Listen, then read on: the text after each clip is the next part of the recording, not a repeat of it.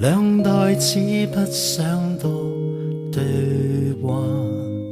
孩兒最怕怒嘈爸爸，暗沉媽媽，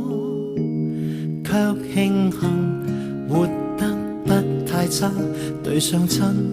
又可放任下，人攰了哪管一切產生的變化，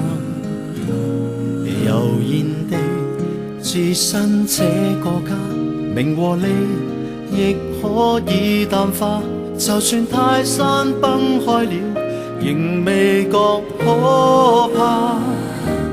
每天爸爸媽媽在家總會念掛，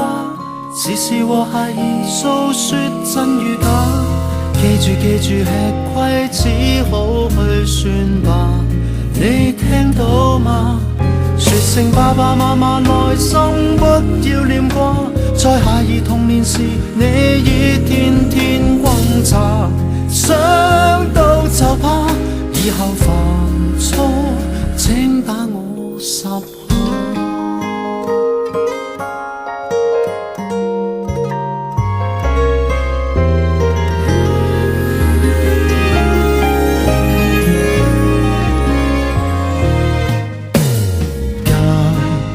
會讓我安心地放下，旁人笑我毫無出息，仍能歸家，悠然地置身這個家，名和利亦可以淡化，就算泰山崩開了，仍未覺可怕。每天爸爸媽媽在家總會念掛，時時和孩兒訴說真與假，記住吃虧只好去算吧，你聽到嗎？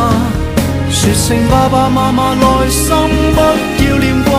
在孩兒童年時你已天天轟炸，想到就怕以後犯錯請打我10下。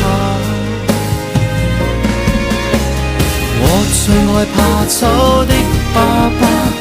你要愛錫媽媽知道嗎？外面都不可怕，孩兒能招架。我知爸爸媽媽在家總會害怕，孩兒成才時放棄這個家，怕又怕在某天這出家女兒